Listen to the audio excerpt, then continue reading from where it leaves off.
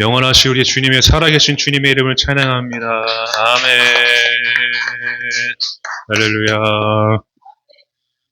여러분, 하나님의 은혜와 평강이 여러분 삶 가운데 넘치시길 축복합니다. 하나님께서 예수님을 이 땅에 보내시고 십자가에 또 돌아가시고 우리의 모든 죄와 짐을 또 다 가져가시고 우리에게 구원을 베풀어 주시고 또 부활하셔서 우리에게 영원한 생명을 허락해 주셨습니다. 하나님께서 큰 은혜로 우리를 이끌어 주심을 항상 믿으시고 주님을 항상 붙드시길 바랍니다. 오늘 예배 가운데 하나님 나의 믿음 없음과 연약함, 믿음의 연약함을 보시고 믿음을 더해야 달라고 또 내 연약함을 강하게 해달라고 여러분 기도하시기 바랍니다. 이제 예수님께서 부활하시고 40일 동안 이 땅에서 제자들에게 이제 보이시고 성령을 보내주시기까지, 승천하시기까지 40일 동안 계시는데 예수님과 항상 40일 동안 동행하셔서 성령 강림절에 하나님의 놀라운 성령을 힘입으시기를, 은사를 받으시기를 축복합니다. 오늘 말씀은요, 사무엘상 21장 10절에서 15절 말씀입니다. 사무엘상 21장 10절에서 15절까지의 말씀입니다. 다 같이 읽겠습니다. 시작. 그날에 다윗이 사울을 두려워하여 일어나 도망하여 가드왕 아기스에게로 가니 아기스의 신하들이 아기스에게 말하되 이는 그 땅의 왕 다윗이 아니니까 무리가 춤추며 이 사람의 일을 노래하여 이르되 사울이 죽인 자는 천천히요 다윗은 만만 이루다 하지 아니하였나이까 한지라. 다윗이 이 말을 그의 마음에 두고 가드왕 아기스를 심히 두려워하여 그들 앞에서 그의 행동을 변하여 미친 채 하고 대문짝에 그적거리며 침을 수염에 흘리매 아기스가 그의 신하에게 이르되 너희도 보거니와 이 사람이 미치 광이로다. 어찌하여 그를 내게로 데려왔느냐? 내게 미치광이가 부족하여서 너희가 이 자를 데려다가 내 앞에서 미친 짓을 하게 하느냐? 이 자가 어찌 내 집에 들어오겠느냐? 하니라. 아멘.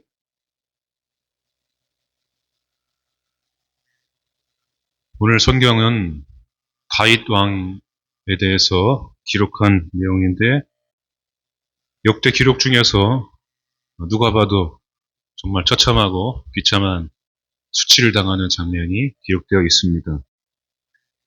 기름 부음을 받고 골리앗을 이긴 다윗이죠. 그리고 하나님으로부터 인정받은 기름 부은 왕인데 오늘 사울에게 쫓기면서 다윗이 블레셋 가드왕 아기스에게로 피신을 옵니다. 도망을 나오죠. 그런데 그때 이 아기스 왕도 그렇지만 그 주위에 있는 지도자들, 그 방백들이 더 다윗을 무서워하는 거죠. 사실은 싫어합니다. 아주 싫어합니다. 이 사람이 어떻게 우리 블레셋의 아군이 될 수 있느냐. 그래서 계속 거리를 멀리하고 이 다윗 왕을 방백들이 막 싫어합니다. 무엇보다 이 다윗이 한 행동을 보면요, 이게 정말로 왕이 이렇게 할 수 있는 행동인가 그런 생각이 들어요. 미치광이라고 그러죠. 미치광이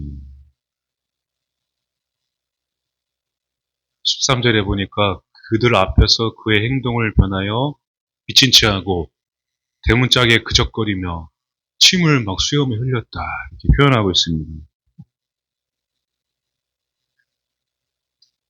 신앙생활을 하면서요 보면은 하나님의 섭리하고 하나님이 하신 약속이죠. 그 약속이 내 삶하고 현실하고 좀 이렇게 상치될 때가 있어요. 반대로 보여질 때가 있다는 것이죠. 실제로 그런 일들이 벌어집니다.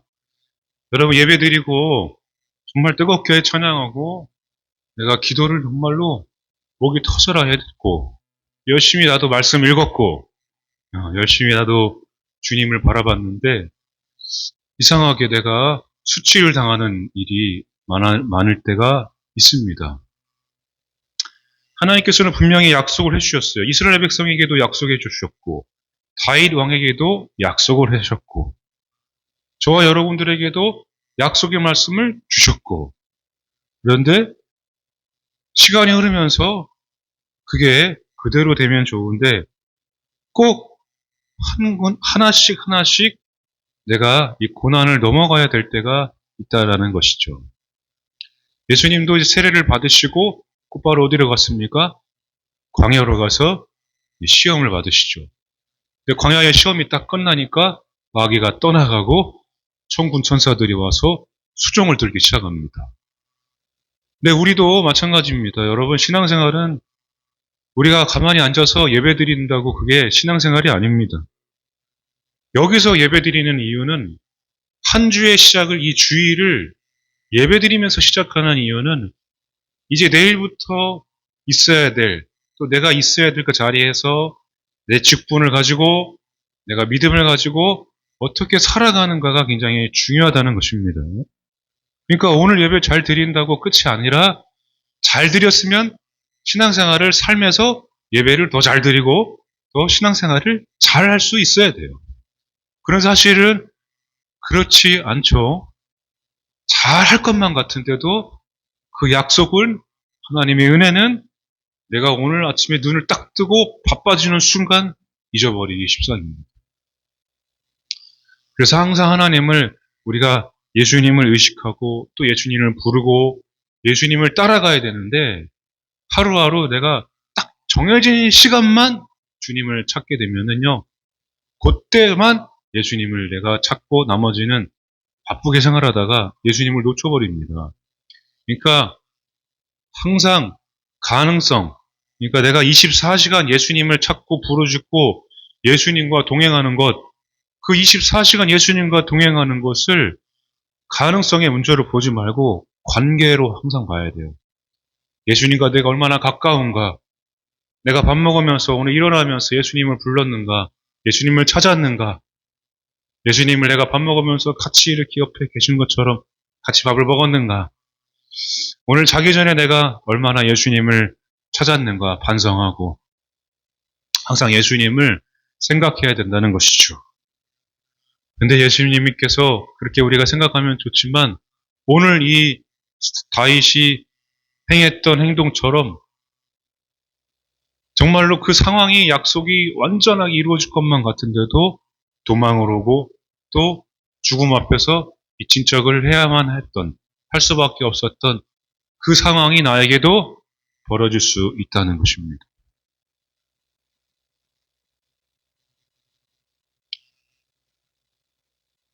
그러나 여러분, 그 상황을 하나님은 또 다 아십니다. 우리가 할 수 있는 거는 절대 포기하면 안 돼요. 정면으로 돌파를 해야 되지 뒤를 돌아보거나 애굽 출애굽에서 백성들이 애굽에 있었던 때를 돌아보거나 또 좌로우로 고개를 돌리거나 내 생각을 내 경험을 의존하고 있으면 안 됩니다. 오직 하나님을 의지하고 정면으로 주님을 바라보고 돌파할 수 있어야 돼요. 그래서 포기하지 않는 것이 정면으로 우리가 돌파하는 것입니다. 여러분 포기하지만 않으면 승리하게 됩니다. 오늘 여러분들이 죽을 것만 같은 상황이 있을지라도 저 미친 척하고 내가 오늘도 인내해야 되고 또 미친 채 해야 되고 또 내가 수치를 당해야 되고 내가 또 모욕을 당해야 되고 그럼에도 불구하고 기도하고 그럼에도 불구하고 전도하고 그럼에도 불구하고 예수님을 전하고 그럼에도 불구하고 예수님을 따라가야 하는 것이 우리의 신앙생활이라는 것입니다. 여러분들은 포기하고 싶을 때 있지 않아요?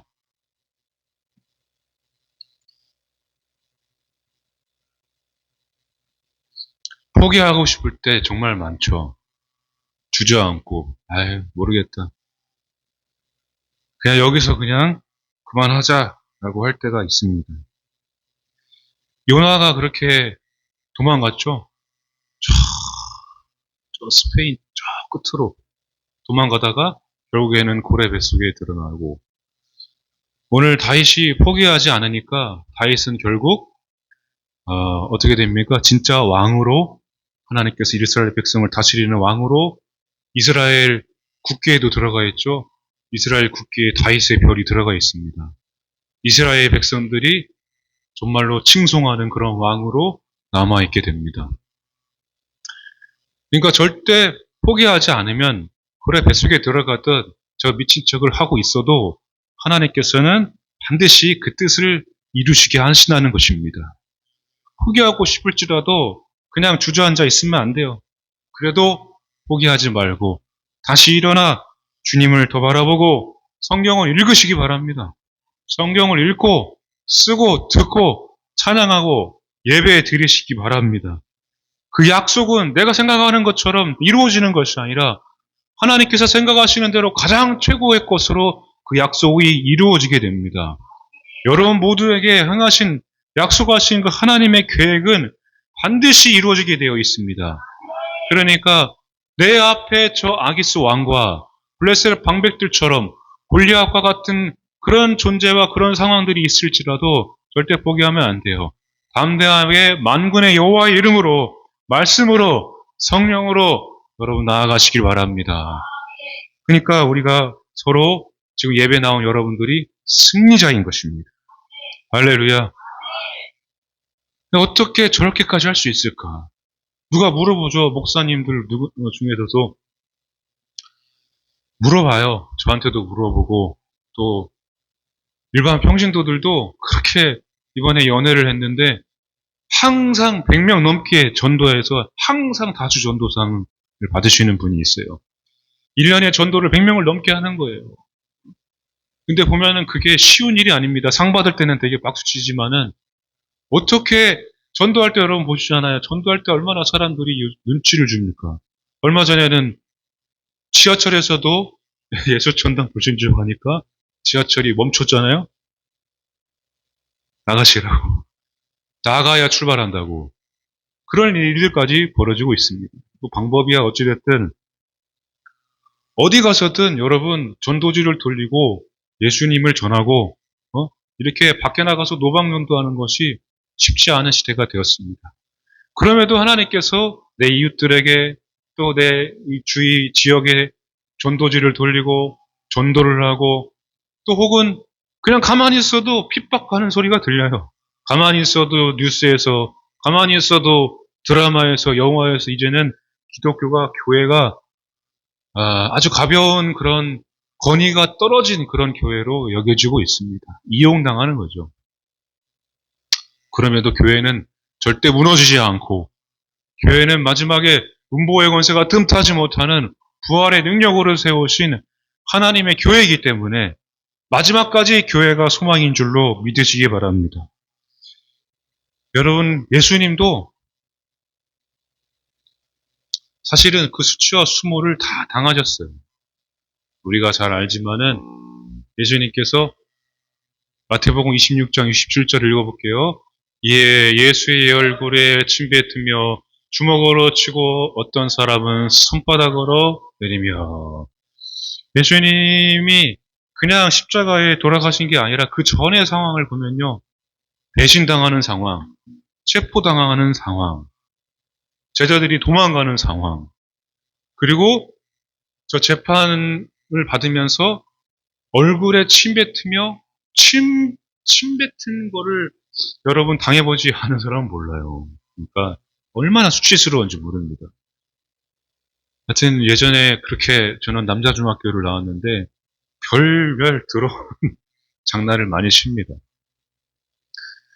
주먹으로 치고 때리고 이거를 예수님께서 당하셨는데 예수님께서 우리가 당하는 그 수치를 다 가지고 가시는 거예요. 다윗도.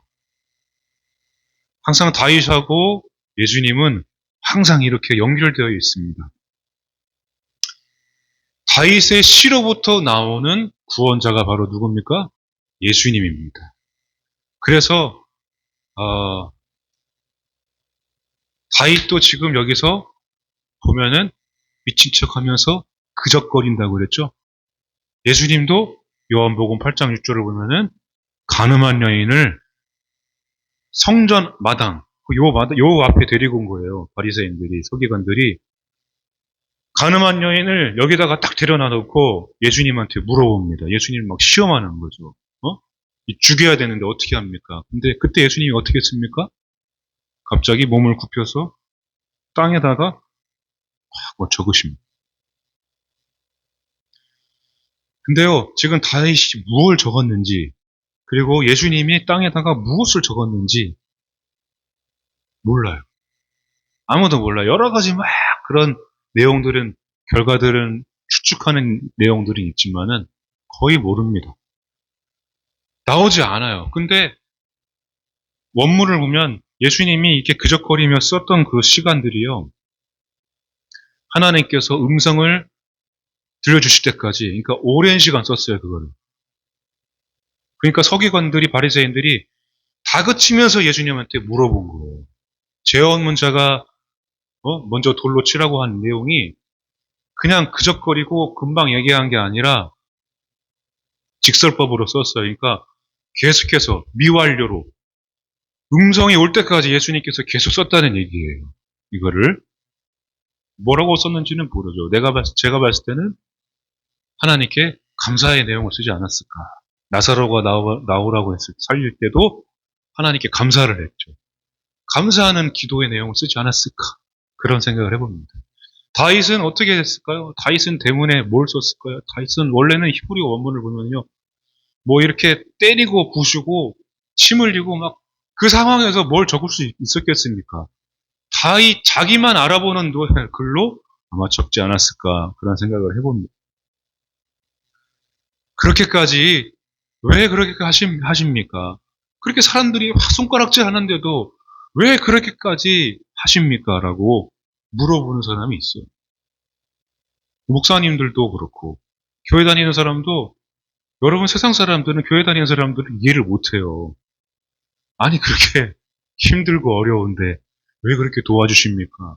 왜 이렇게 섬기고 어떤 분은 뭐 있는 거 없는 거 전 재산 털어가지고 사람들을 도와주고 또 어려운 사람들에게 직접적으로는 아니지만 또 가서 이렇게 도와주기도 하고 뒤에서 이렇게 후원하기도 하고 그리고 기부하는 사람들도 많죠.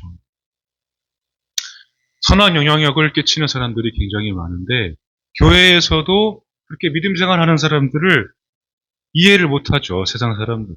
그러나 그럼에도 불구하고 하나님께서는 저와 여러분들을 통해서 다윗을 통해서도 마찬가지지만 예수님을 통해서도 하나님의 뜻을 완벽히 이루시려고 그런 상황이 있음을 여러분 믿으시고 참고 또 포기하지 마시기 바랍니다.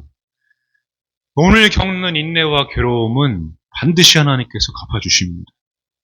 그게 다윗을 보면 알 수 있겠지만은 주님의 계획은요.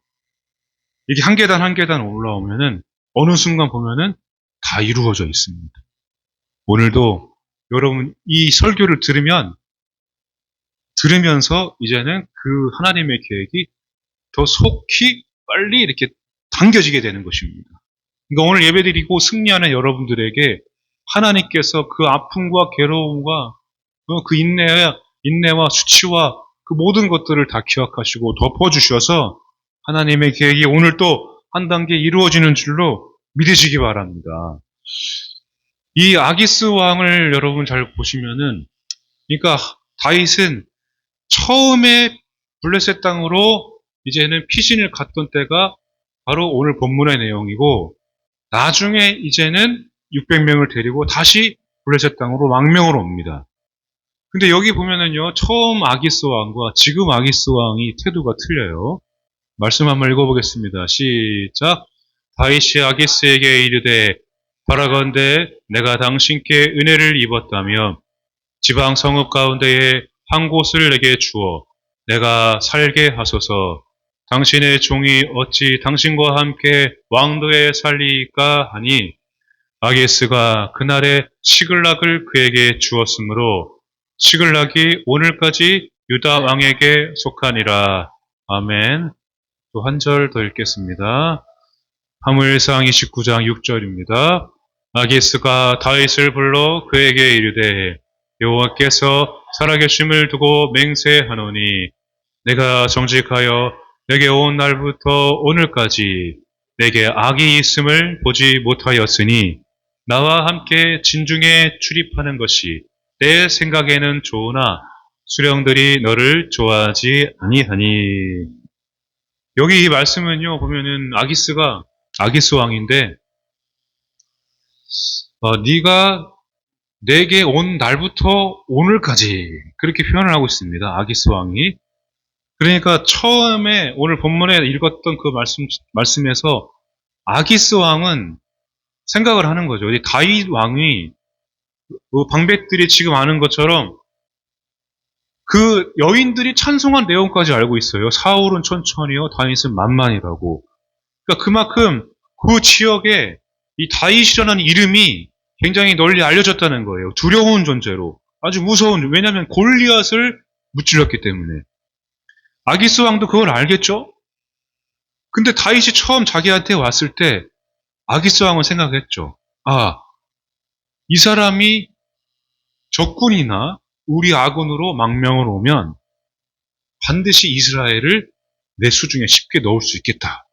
그런 생각을 한 거예요. 그런데 옆에 있는 이 방백들이, 수령들이 다윗은 아니다. 왜냐하면 다윗이 하는 행동을 보니까 이스라엘을 굉장히 사랑하고 하나님을 섬기는 그런 왕이니까 언제든 배신할 수 있다 생각하고 그때 다윗을 거기서 그 자리에서 죽이려는 마음을 가졌던 거예요. 근데 어떻게 보면은요, 아기스 왕이 미친 채 한 다윗을 살려서 돌려보내는 것일 수도 있다. 그렇게 유추를 해볼 수가 있습니다. 아기스 왕이 너가 여기 온 날부터 오늘까지 내게 악이 있음을 보지 못하였다. 그렇게 말을 하고 있습니다. 다윗에게 그리고 어떻게 적군이 왔는데 오자마자 성읍을 하나 줍니까? 그러니까 아기스 왕이 이 처음에 본문에서 우리가 읽었던 것처럼 다시 돌려보내고 이제는 다시 왔을 때에 옳았구나, 잘됐다. 그래서 다윗이 원하는 대로 성읍을 주고 거기에 이 600명을 데리고 살게 했던 거예요. 이 블레셋 땅을 자기가 이스라엘을, 왜냐하면 사울하고 지금 대치 상황이잖아요. 이스라엘을 쉽게 무찌르려고 수중에 넣으려고. 그 성경을 보면은 이 다윗이 이 미친 채하고 정말로 저렇게까지 할 수밖에 없었던 것이 나중에 보면은 이게 바로도 하나님의 계획이구나라는 걸 알 수 있다는 거죠. 저 아기스 왕은 사실은 다윗한테는 천군만마와 같은 그런 우군이 되었던 것입니다. 여러분 포기하지 않으면 그랬죠? 엘리야도 내가 너에게 바알을 섬기지 않은 7,000명을 뒀다. 그러면서 엘리사를 그 다음에 만나게 되죠. 여러분 우리에게는 반드시 나만 이렇게 이거를 겪는 게 아니 사실은 저뿐만 아니라 여러분들도 남몰래 흘리는 눈물이 얼마나 많은지 모릅니다. 저도 그렇죠. 그러나 그것을 다 하나님께서 아시고 함께 우리가 신앙생활을 할 때에 반드시 아기스 왕과 같은 저 사람이 사실은 나를 구원의 길로 하나님의 계획으로 인도하는 사람이었구나. 그럴 때가 온다는 거죠. 그게 누구한테 옵니까? 기도하는 사람. 끝까지 포기하지 않은 사람. 반드시 온다 이거예요. 예전에 이제 우리 첫째 사론이가 4학년 올라가는데 지금도 계속 기도하지만은 매일매일 기도하지만은 좋은 선생님, 훌륭하고 선한 믿음의 선생님 만나게 해달라고 다 막 기도를 했어요. 열심히 정말 기도를 많이 합니다. 온 가족이 막 기도했어요. 근데 4학년 딱 올라가 보니까 전혀 예상치 못한 선생님이 된 거예요. 남자 선생님. 남자 선생님이 됐어요. 저는 남자 선생님이 될 줄은 생각도 못하고, 사실은 그냥 이렇게, 샤론이한테 딱 맞는, 선한, 우리를 믿으면 선생님, 여자 선생님이라 될 줄로 생각하고 있었는데, 남자 선생님이 덜컥 됐더라고요. 어떡하지? 이게 아닌데? 라는 생각이 들어서, 참, 이게 아닌데. 그런데, 나중에, 이게 적응하면서 보니까, 샤론이가 처음 딸이 맞는 남자 선생님인데, 약간 적응을 조금 시간이 걸리더라고요. 그래서, 이게 아닌데, 왜 이러지? 그런 생각을 하고 있었는데, 나중에 보니까, 이 남자 선생님이 나중에 한 학기 지나고 시간이 흐르면서 보니까 샤론이한테 지금 그 상황에 딱 맞는 사람을 하나님께서 만나게 해 주셨다는 것입니다. 네, 우리는 그렇죠. 우리가 보기에는 저 사람이, 저 사람은 아무런 도움이 될 것 같지 않은 사람인데, 근데 나중에 보면 그 사람이 끝까지 남아서 나를 도와주고 있는 사람이 될 수 있다는 것입니다.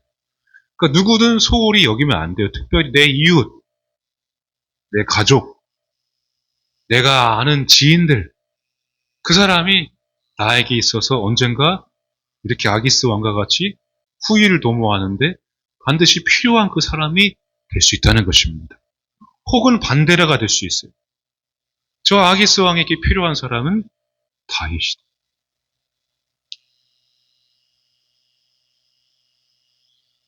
여러분, 내 이웃이 나 아니었으면은 예수님을 만나지 못했을 것이다. 그런 생각을 한번 해봐요. 저 사람이 나 안 만났으면은 예수님 몰랐을 거예요. 물론 뭐 교회를 욕하고 손가락질하고 예수님을 욕했어도 나 아니었으면 예수님의 예자도 못 들었을 것이다라는 거죠. 그러니까 너도 수지 맞고 나도 수지 맞고 사실은 예수 안 믿는 사람이 더 수지 맞은 거예요. 나를 만난 게 수지 더 많이 맞은 거죠. 그러니까 여러분, 우리는 부활의 능력으로 새 생명을 얻고 영원한 영생을 얻었고 구원받은 백성으로 누구든지 나를 만나면은 구원받을 기회가 생긴다는 것을 여러분 잘 아시기 바랍니다. 그 쓰임받을 준비가 다 됐어요, 이제.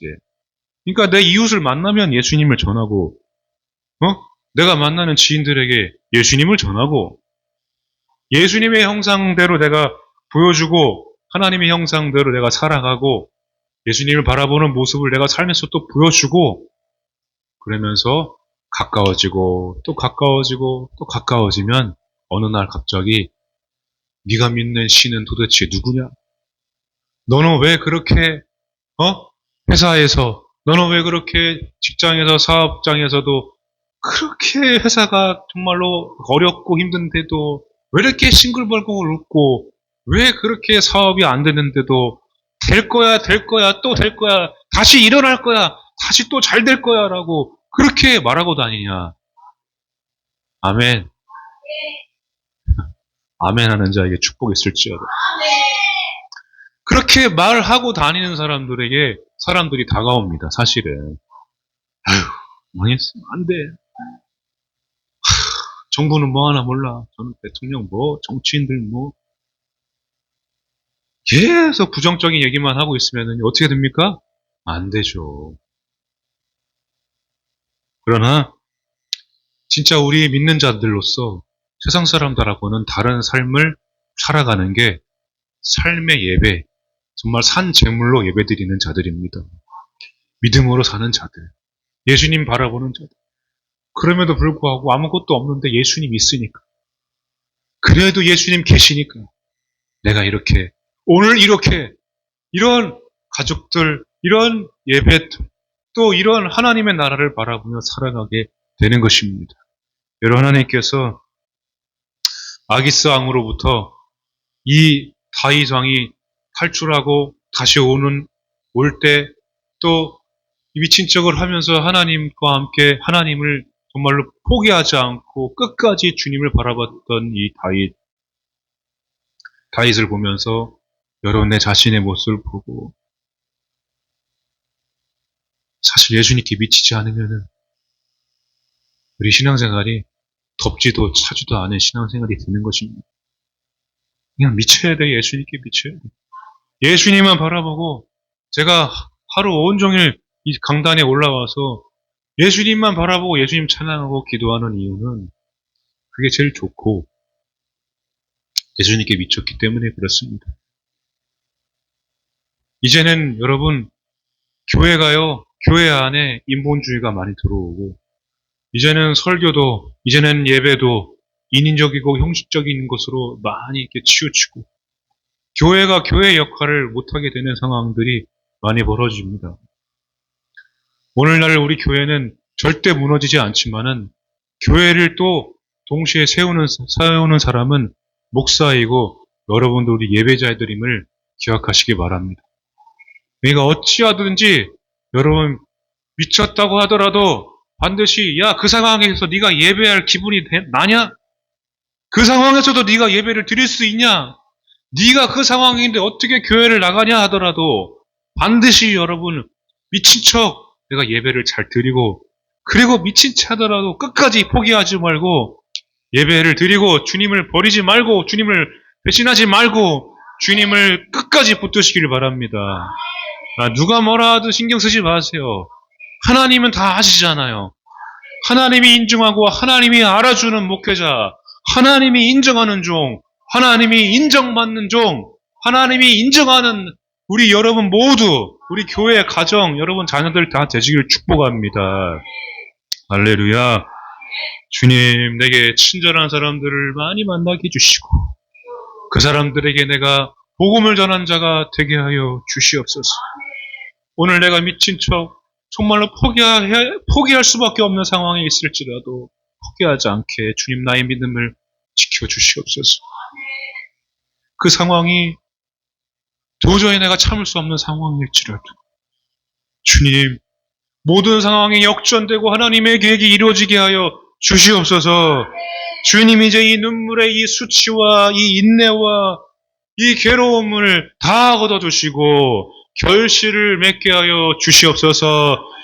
예수님은 그렇게 수치를 당하셨는데 십자가에서 완전한 주님의 계획을 이루셨고 다윗은 저렇게 미친 채 했으나 그럼에도 이스라엘 왕으로 다윗의 씨로부터 예수님을 보내주시고 구원을 이루시는 것처럼 하나님의 놀라운 계획이 이스라엘 백성을 다스리는 왕으로 다윗을 세운 것처럼 오늘 우리에게도 그 계획이 오늘 이 시간 참고 기대하고 눈물을 흘리고 인내하고 간절히 주님을 바라보는 우리 모두에게 반드시 이루어질지어다.